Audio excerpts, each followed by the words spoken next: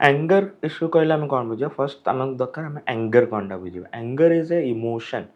इनेट emotion आम जन्मगत emotion जमी आम देखुं छुआ बेलू ही आम खुशी हो हैप्पी और सैड हो दुखी हो सेमती anger is an इनेट emotion it's a very primal emotion जोटा आमर आसे बॉडी रु आसे जमती फाइट और फ्लाइट कौन सी प्रकार प्रतिकूल समस्या जो थाए आमर सेमती देखो बॉडी फाइट और फ्लाइट रेस्पॉन्स थाए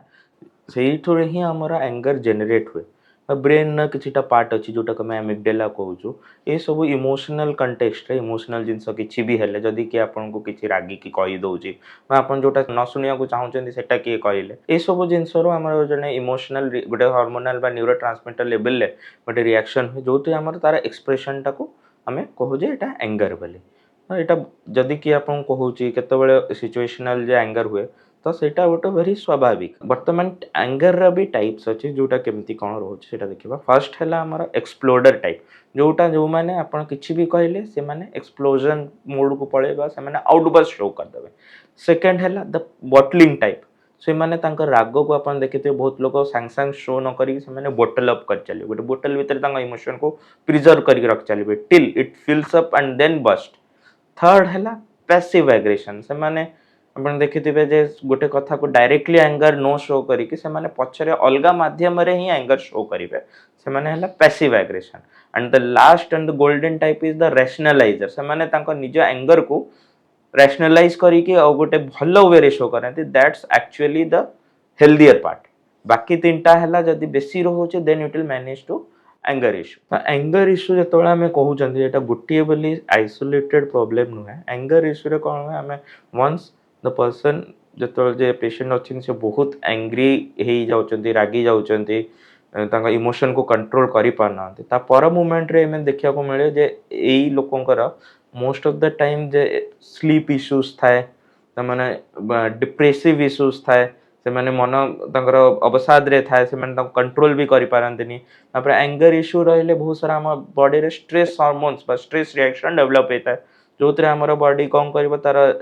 एक्सचेंज रे हम we are at a risk of the patients are at risk of developing medical issues like again diabetes hypertension बा स्ट्रोक ये सब जिनस डेवलप हो पारे so it's not an isolated problem it's part of a cluster problem मनीष हिसाब से आम गोटे full range of emotions feel करवा दरकार ता भितर एंगरटा मुझे आपको कहली जे गोटे प्रकार इमोशन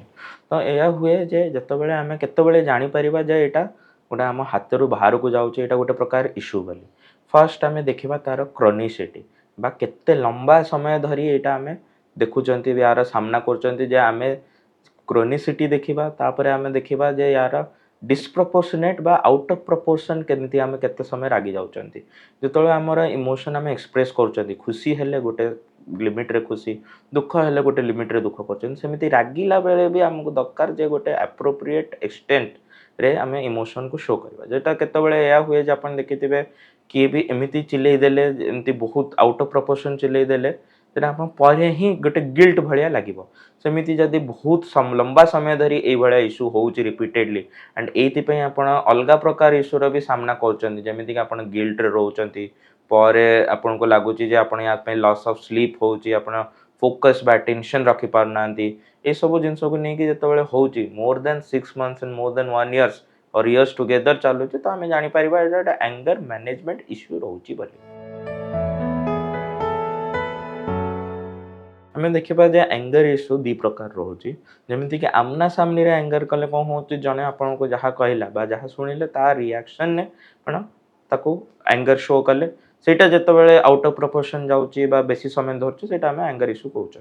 आउ गोटे सेकेंड कथा है बर्तमान करेन्ट इंटरनेट एरिया आप देखिथे ट्रोल्स ट्रोल्स रे कौन हो गोटे मनीष आगु को न आसिकी स्क्रीन पछरे ही से माने ट्रोल करूचंती लोकों को भितर गोटे ट्रिगर कर इमोशन बा तांका निज इमोशन ही शो कर जोटा पैसिव एग्रेशन कह जाऊँगी से आगु को न आसिकी कंप्यूटर स्क्रीन पछरे ही से माने टाइप करके एंगर टा को शो कर it also amount to anger issue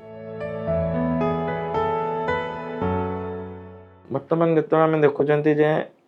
anger issues रोचे which is very common in society there are few general tips and tricks to manage your anger. First is give your brain and thought a pause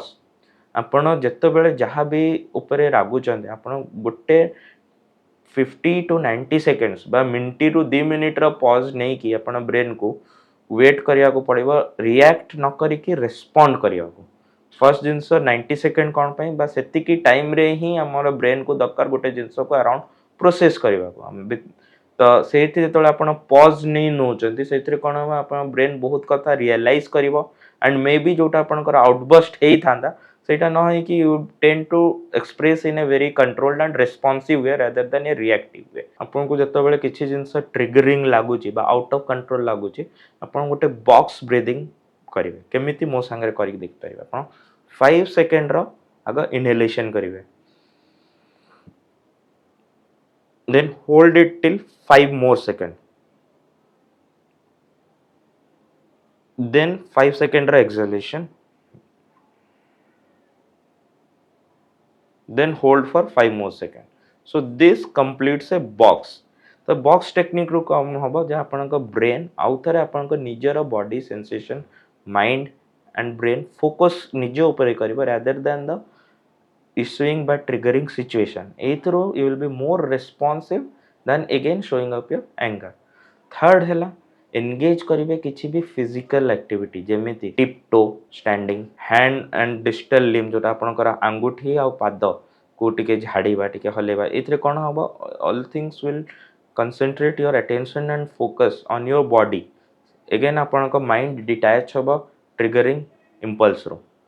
तो ये सब छोट छोट trips and tricks रो आपण anger outburst को अटकई पारिबे आउ गोटे fourth and last important tip मु कहबी जेतेबेले आपण एंगर इश्यू एक्सपेक्ट करचंती बा आपन को लागु जे मु किछि भी कहि देई पारे सेतेबेले आपण गोटे सेकंड रो गोटे मिनिट रो पॉज नै कि आपण कोन करि परिबे have a habit of maintaining journal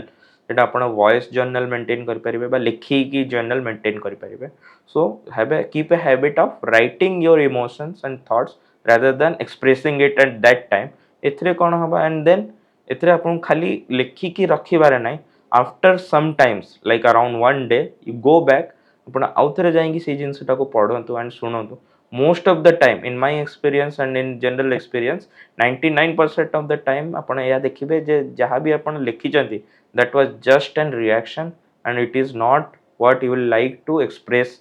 otherwise so ए सब छोट छोट जिंसरु ही आपण जानी परिबे जे एंगर इश्यू आपनकर केते सहज रे सुविधा रे टैकल ले पारिबो एंगर मैनेजमेंट रा आउ गोटे टिप हैला फेज आउट जोटा हमें कहते आपन से इमीडिएट ट्रिगरिंग सिचुएशन नु 5 मिनिट बा 10 मिनिट बाहर को जाएंगी आपण निजे को टाइम दियंतु बाहर वॉक करके आसंतु and think nothing at that time से टाइम रे केवल एंड केवल निजे ऊपर फोकस करिवे तापर आसी के देखिबे जे आपनकर एंगर इश्यू जोटा सेटा रिजॉल्व हो जाई विभिन्न रोगर कारण और निराकरण संपर्क में डाक्तरों ठारू जानिबा पई स्वास्थ्य प्लस ओडिया रो यूट्यूब चैनल सब्सक्राइब करंतु।